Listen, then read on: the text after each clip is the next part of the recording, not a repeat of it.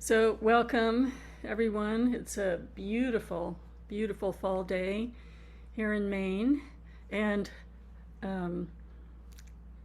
we are studying Lojong, or the 7 points of mind training, and we are continuing with the exploration train in the 3 difficulties. So today we're going to have a lot of fun, but we'll begin with the opening prayers. And particularly as we do this first prayer, all sentient beings, especially those enemies, think of enemies not as exterior, but distracting thoughts, obstructing thoughts, unhelpful thoughts that turn you away from your Buddha nature. All sentient beings, especially those enemies who hate me, obstructors who harm me, and those who create obstacles on my path to liberation and all-knowingness, may they have happiness and be separated from suffering. I will quickly establish them in the most perfect and precious Buddhahood. All sentient beings, especially those enemies who hate me, obstructors who harm me, and those who create obstacles on my path to liberation and all-knowingness, may they have happiness and be separated from suffering. I will quickly establish them in the most perfect and precious Buddhahood. All sentient beings, especially those enemies who hate me, obstructors who harm me, and those who create obstacles on my path to liberation and all-knowingness, may they have happiness and be separated from suffering. I will quickly establish them in the most perfect and precious Buddhahood. Thus, until I achieve enlightenment, I perform virtuous deeds with body, speech, and mind. Until death, I perform virtuous deeds with body, speech, and mind. From now until this time tomorrow, I perform virtuous deeds with body, speech, and mind. In the Buddha, the Dharma, and the Sangha most excellent, I take refuge until enlightenment is reached. By the merit of generosity and other good deeds, may I attain Buddhahood for the sake of all sentient beings. In the Buddha, the Dharma, and the Sangha most excellent, I take refuge until enlightenment is reached. By the merit of generosity and other good deeds, may I attain Buddhahood for the sake of all sentient beings. In the Buddha, the Dharma, and the Sangha most excellent, I take refuge until enlightenment is reached. By the merit of generosity and other good deeds, may I attain Buddhahood for the sake of all sentient beings. As earth and the other elements, together with space, eternally provide sustenance in many ways for the countless sentient beings, so may I become sustenance in every way for sentient beings to the limits of space until all have attained nirvana. As the Sugatas of old gave birth to the bodhicitta and progressively established themselves in the training of a bodhisattva, so I too, for the benefit of beings, shall give birth to that bodhicitta and progressively train myself in that discipline. At this moment, my life has become fruitful. I have realized my human life. Today, I am born into the family of the Buddhas. Now I am a child of the Buddhas. From now on, I will forthrightly perform the actions befitting my family. I will act so as not to degrade the faultlessness and discipline of my family. Just as with a blind man finding a jewel in a heap of dust, thus somehow bodhicitta has been born in me. This is the supreme Amrita which destroys death, the inexhaustible treasure which removes the world's poverty. It is the supreme medicine which cures the world's sickness, the tree which provides rest for beings weary of wandering on the paths of existence. It is the universal bridge in which all travelers may pass over the lower realms, the rising moon of mind which dispels the torment of the kleshas. It is the great sun which puts an end to the obscurity of ignorance, the pure butter which comes of churning the milk of the holy Dharma. For travelers wandering the paths of existence seeking happiness from objects of enjoyment, it is supreme bliss near at hand, the great feast which satisfies sentient beings. Today, witnessed by all the protectors, I have welcomed the sentient beings and Sugatas. Devas and Asuras rejoice. May all mother sentient beings, boundless as the sky, have happiness and the causes of happiness. May they be liberated from suffering and the causes of suffering. May they never be separated from the happiness which is free from sorrow. May they rest in equanimity, free from attachment and aversion. So again, welcome. I'm so glad we could be together today, and I'd like to start just from where we were closing last week. And if you weren't here last week, the Lojong slogan we were studying was called Train in the Three Difficulties. And the three difficulties are seeing neurosis as neurosis, so seeing our habitual patterns and recognizing them, being willing to do something different, and make this training your life. And as we were discussing this slogan, we were really connecting to how quickly we connect our patterns to guilt and shame. There's almost an automatic response of guilt and shame that's connected to our honest self-examination. So today we're really going to have fun with this. I think I mentioned that in addition to the traditional commentaries, I kept a notebook in my, I always keep a running notebook of things that I find inspiring in the Dharma. But when I was training at Khenpo Abbey, if I was doing a boring job, I progressively listened to Annie Pema Chodron's lectures on Lojong at 5-year intervals, really looking at the nuances of her deepening of her understanding. And then often we would have months of training on Lojong. It was sort of like the house practice there. So in contemplating today and how I wanted to really approach this connection we have to shame and guilt, I went back to that notebook, and it was truly inspiring. There were some practices that she suggested that we'll work with at the end of this talk that I found to be just illuminating, wonderful and illuminating. So let's go immediately to, we're moving through our day. We behave in ways that are conditioned responses, choices that we wished we did not make, and we have a moment of clear seeing, but that clear seeing and honesty goes immediately for most people into shame and guilt or to not seeing. We go either towards I'm bad, I'm bad, I'm bad, or I can't face this, I can't look at this, didn't happen, I don't want to know about it. So part of the nuances of the Tibetan Buddhist teachings have a richness to them that perhaps we haven't yet explored in Western psychology. So we certainly know a lot more in contemporary psychology, but the nuances I think you will find tremendously helpful. So traditionally, in Tibetan Buddhism, we work with the 4 powers of confession. And just to say that all of the words are English words that translators used based on religious vocabularies. So even the word confession may be a little bit triggering. So let's just say transparency, the 4 powers of approaching ourselves with complete transparency and acknowledging our patterns and our actions. So the 4 powers are reliance, regret, resolve, and it's so nice to have all R's. So I'm saying reapply the antidote. So reliance, regret, resolve, and reapply.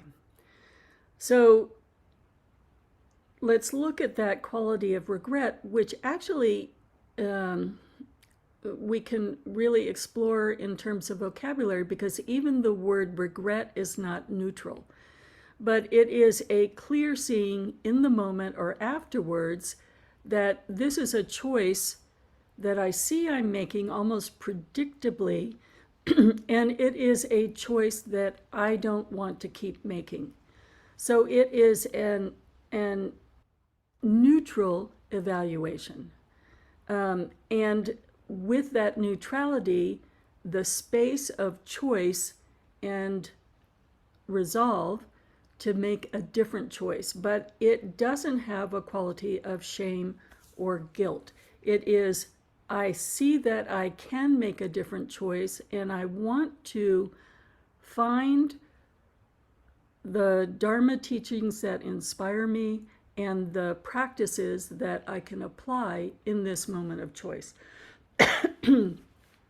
So, what is actually happening in the moment of the action? In the moment of the action, we are making a choice that is moving away from our Buddha nature, away from our pristine, spacious awareness, and towards obscuration and towards confusion.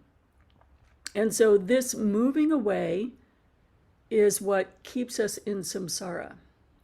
And what we're looking at from a Dharma perspective is our patterns have a quality of predictability, the strength of the pattern's pull that moves us from awareness to carelessness or blindness. So interesting. So then in the Dharma teachings, one of two things happen. And again, it's a word that is very, very triggering. There's a debilitating shame that arises when we look at it, or there could be what is called a stainless shame.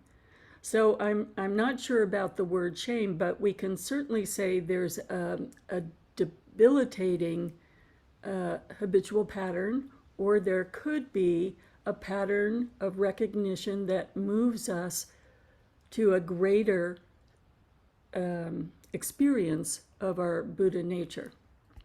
So what happens in the debilitating shame? In the debilitating shame, there's a decrease of honesty because it's painful. If it is so painful, we don't want to look at it. If the blaming brings up so much, not only heartbreak, but wounding, how can we look at it? And how can we look at strategies? Because we don't want to experience this. In addition to the decrease of honest observation, there's a hiding behind of excuses and rationalization.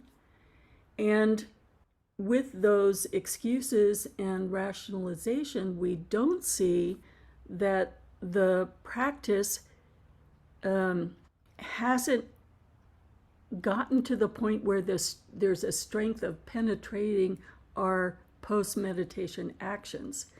And so rather than seeing that for what it is, we go into a pattern of, I'm hopeless, I will never get out of this pattern, I'm a bad practitioner, I'm a bad person. And when I was thinking of an example of this, out of the blue comes an image of football where everybody piles on and tackles one poor guy who's holding the football. And so it's a piling on of all these shaming and guilting kinds of thoughts. And if you think of it from the perspective of the poor guy holding the football, there's no spaciousness, no movement, no change. Of the weight of all the bodies on top of him is debilitating. So we have inner piling on and inner language that is contributing, even as we read the Dharma. In English, we see that the language is defeat, losing a battle, transgression, all of these words that have triggering connotations, maybe less than shame, but still more connotations of I'm bad, bad, bad. So the effect is that what's happening right in this moment, just like in the football game, each one of those thoughts is a individual movement of the mind. And so they're coming at the blink of an eye. We can have, millions of thoughts in just 1 minute. So all of these shaming thoughts are strengthening the pattern of fixation on I am bad, I am hopeless, and the numbers of thoughts makes that pattern that moves us away from our Buddha nature stronger, more concretized, hardened, less flexible, until there's no movement whatsoever. We're so familiar with the shaming thoughts, they are easier to entertain than the willingness to do something different, one of the 3 difficulties. So then let's look at what the Tibetans mean by a stainless sense of shame. So this is considered one of the 7 wealths of the fortunate ones. So with a stainless sense of change, a stainless sense of shame, there's an increase of transparency. We're able to sustain looking at these individual movements because we're stopping at regret. I see that there was a action that is one of my patterns. I see that I could make a different choice. I wish to make a different choice. I regret in the moment that I didn't make that choice. How can I become inspired by being able to see that I have a pattern, the pattern is changeable, I can go back to the Dharma and all of the practices, I can become more enthused and more inspired by seeing that there is the potential of going towards my Buddha nature, and that this honest transparency can be the instigator of that change. So that invites us to be more transparent to ourselves. So we can begin with noticing in the moment that this pattern hurts me. And this is what the Dalai Lama calls wise selfishness. So when we see that our patterns are hurting us, we haven't grown to the point where we can focus yet that it's hurting others, but we can at least see that it's hurting us. And that can be the instigator of choosing to look at these patterns and finding inspiration to change these patterns. With the inspiration, it's like the inspiration of an athlete. Again, it's an example. I'm not an athlete, but I have an idea of an athlete. So like if we think of someone who's running, and the first day they can run to the corner, the second day they can run, down the street, the next day they can run a mile, and eventually they run a marathon. The person who's running understands with clear confidence that it is a process of training that is taking themselves towards the goal. So seeing that the Dharma hasn't penetrated enough to change this particular pattern, becoming inspired to train with more enthusiasm, more vigor, without discouragement, because there's the confidence that each day of training is running one step further, one step strengthening our capacity to remain in that moment of choice and actually look at, is this going towards my Buddha nature? Is this going towards my confusion? So then we connect over time to the greater aspiration that it might benefit ourselves and all sentient beings, and we make a resolve. And we resolve that even if it takes all my attention, I'm going to look at this pattern, and I resolve to work with it until the confusion drops away into wisdom, until there is enlightenment and the skill and capacity to help all sentient beings. So this process of stainless shame is really connecting these qualities of increasing our transparency, making aspirations, creating resolve, and essentially creating a plan. So we could say the reapplying of antidotes is making a plan of what to do, both in our training and in the moment. So with this kind of recognition that we can become addicted to the piling on of shame, that this only causes ourselves more pain, and that we want to abandon those fixations.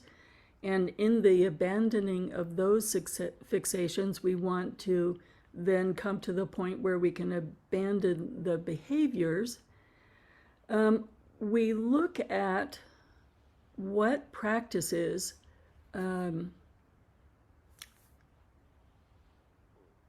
might we apply. And in that notebook I was talking about, I came across two really, really beautiful practices. And so what I'd like to do this morning is describe those practices, and then I'll invite you to choose one or the other, experiment however you wish with these practices. And so these practices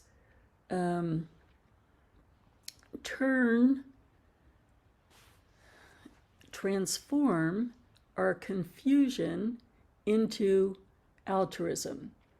So we were looking before we began at the 4 dharmas of Gampopa that we begin with every week. May confusion dawn as wisdom. How do we actually allow confusion to dawn as wisdom? And in the facing of our patterns and the application of the antidotes, gradually our confusion dawns as wisdom. So the first meditation is not so different from many of the meditations we've done here before. And so it is a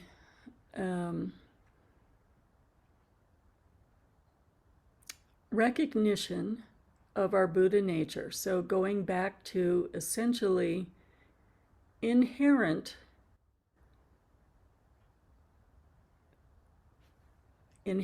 we are none other than wisdom. Inherently we are none other than our Buddha nature.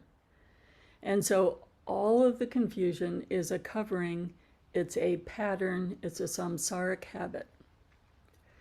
So with that understanding, we look at this debilitating response to our patterns, whatever remnants we have of the debilitating shame or the debilitating guilt, or if you have it full on, We take all of those feelings individually and as a group. And just as though they're like a little swarm of insects in front of us, we sit in meditation and we go right into our heart, really acknowledging the vastness of the heart, like the vastness of the sky. And we invite all of those feelings into that vastness.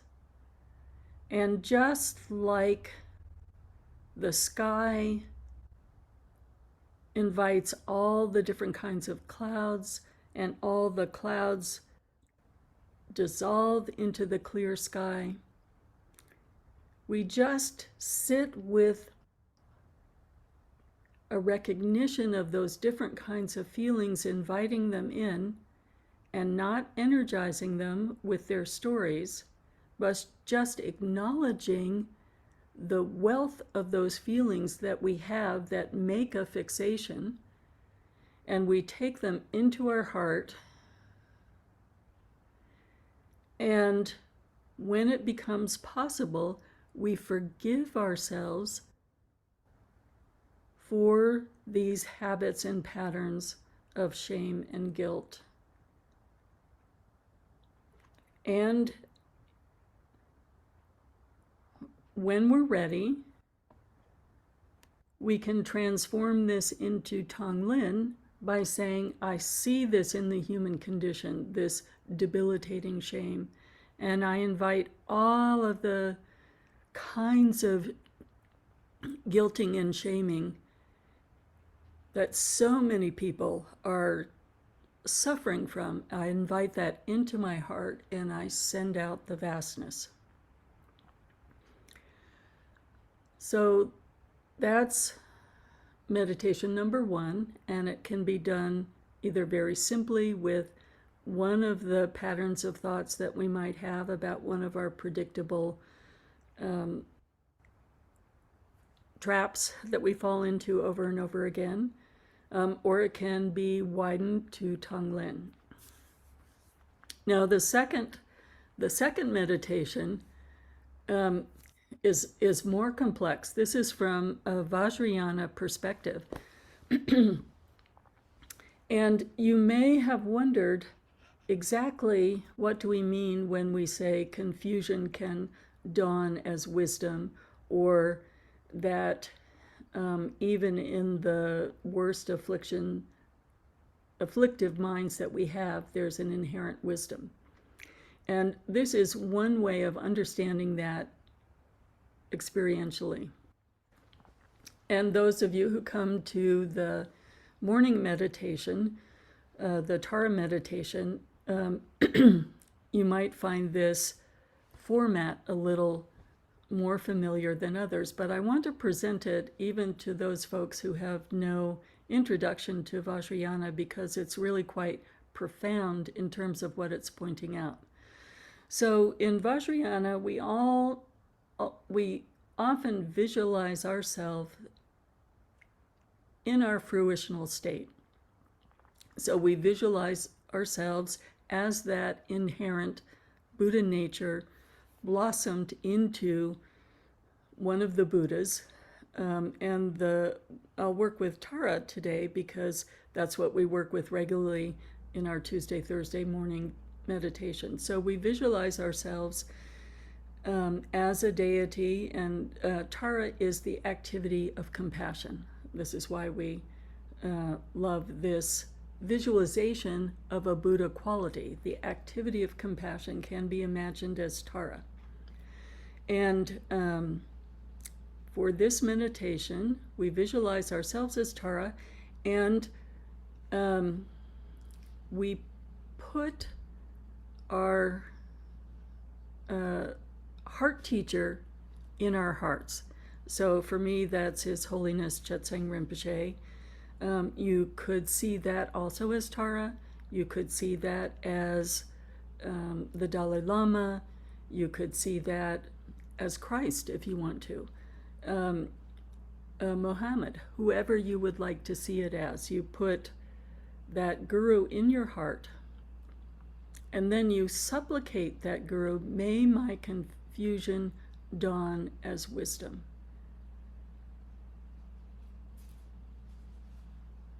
Just repeating that short prayer, grant your blessings, that my mind may be one as the Dharma, grant your blessings, that Dharma becomes the path, that the path clarifies confusion, the confusion dawns as wisdom.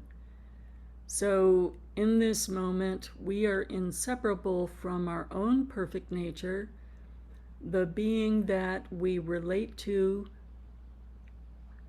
who has fully connected as an example for us to their own Buddha nature, is in our hearts. And we are supplicating, making aspirations and supplicating them for help. And then we examine this moment. So in this moment, we are inseparable from our Buddha nature. We are inseparable from our Guru, the ideal, the object of devotion, and the occasion or the reason, the impetus for doing this meditation is our afflictive emotions. So in this moment, the instruction is to examine the unified nature of the afflicted emotion with the Guru, with our ideal or our own Buddha nature. In this moment, those three, in their nature, are connected. Extraordinary. So the instruction is, when we contemplate this, we can tell the difference between what is debilitating and what is stainless very, very clearly. Because if we are focusing on our own impurity, the impurity of our mind that gives rise to the afflictive emotions, the strength and pull of those patterns is strengthened. The predictability of the pattern is strengthened. If we are meditating on the view that the afflictive emotions, the very pattern that's difficult, becomes united with our perfect ideal and with our Guru, we see that the awareness that is seeing each of those three things is only one awareness. They are not separate. Then we are not maintaining the afflictive emotions as a defeating pattern. We're in fact transforming the afflictive emotions. We're using the afflictive emotions to become the impetus to wisdom, to become inseparable from wisdom, or as in the case of the first meditation, we're using the afflictive emotions to become the impetus for greater altruism. And due to that, we are deconstructing the pattern, deconstructing the fixation, and making a whole fresh start.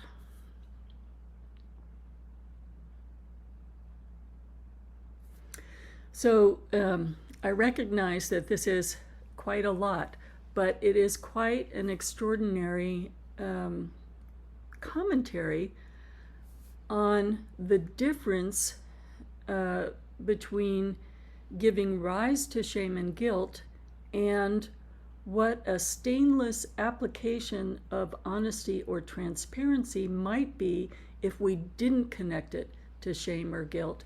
And in fact, if we used it for transformation, and even more profoundly, if we saw how it was interconnected with the wisdom, with our growing wisdom, growing altruism. So we have many different kinds of practitioners here. We're going to take some time now to practice. And I'll repeat the instructions in a condensed way. So one way to apply an antidote or rely on the Dharma, rely on a practice that's going to break down the fixation on shaming is to simply go into meditation to whatever layer of calm mind we have and open our heart fully, really just spend time allowing discursiveness to settle, opening our heart and touching base with the vast nature of our heart mind, and then in a imaginative way inviting the shaming, guilting kind of discursiveness into that vastness and watching it dissolve. When we don't energize any of the thoughts individually, they simply dissolve on their own.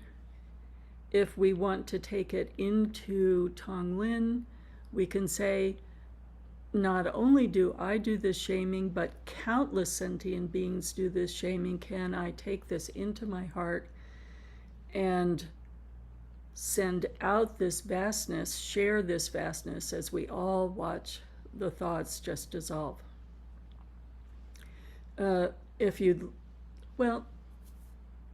Let's just take time with this today. So let's start with this meditation. And let's give it about 5 minutes. Looking at very honestly, to what degree does regret turn into shaming and guilting for you? Watching that, and instead of going into the predictable pattern, sitting, settling the mind, and then inviting all those painful kinds of thoughts into the vastness and allowing them to dissolve.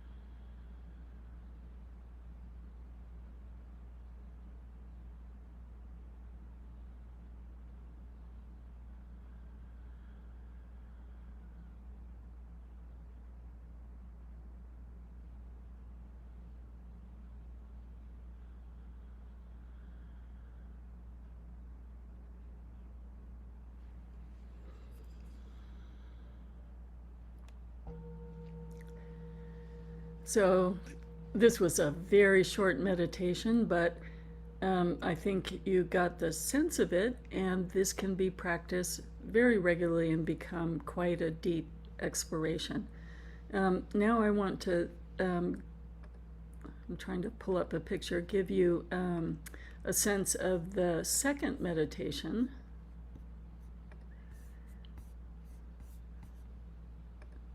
So I'm pulling up Tara. So in the Tibetan tradition, they imagine the different qualities of the Buddha's enlightened mind as individual explorations. And this is a painting of white Tara.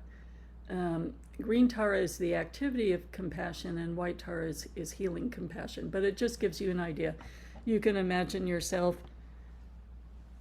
in a fruitional state as the traditional Buddha, as Christ, as any perfected mind might be.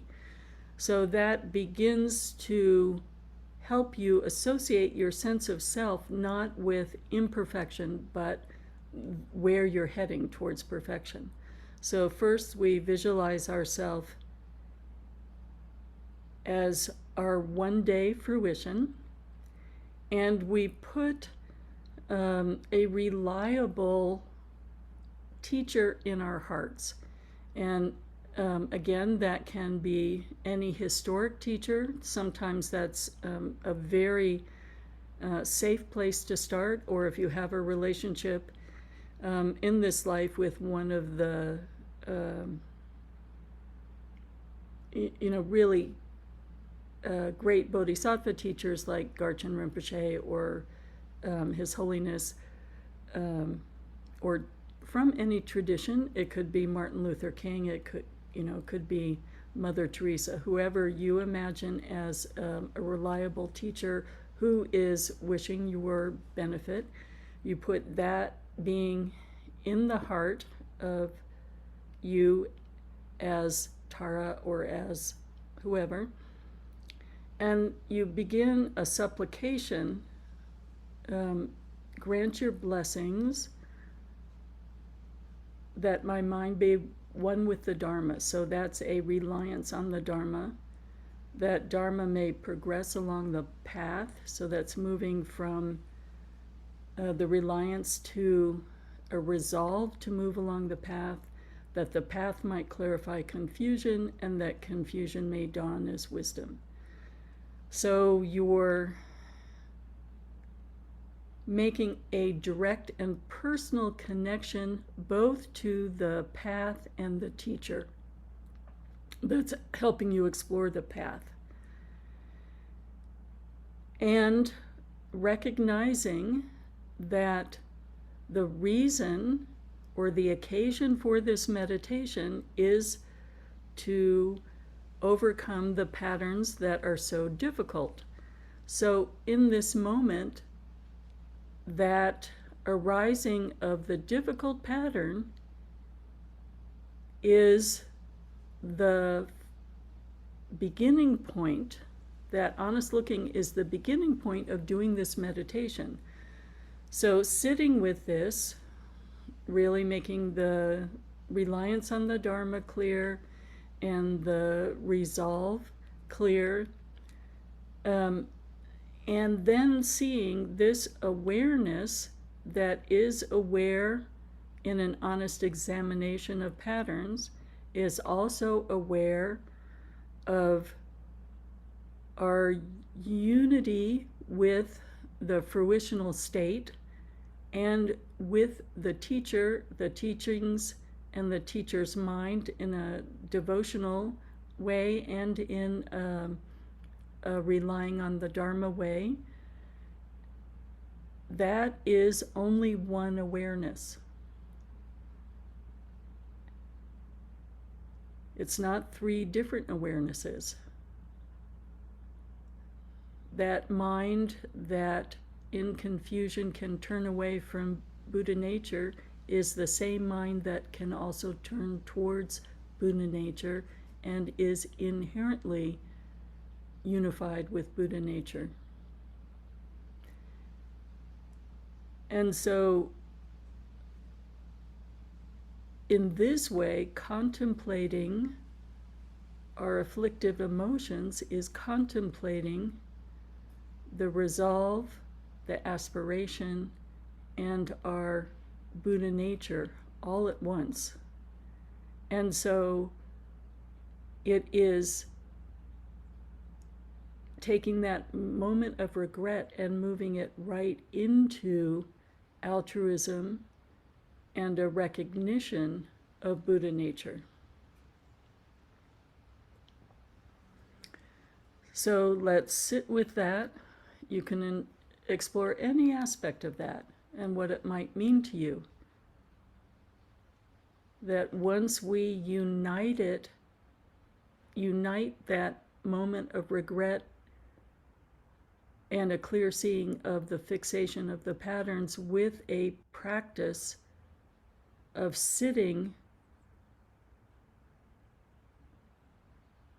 in reliance, may grant your blessings that my mind may be one with the Dharma. We are in this moment experiencing our mind as one with the Dharma, progressing on the path, and one moment of one aspect of one pattern moving from confusion to wisdom. So let's sit with that.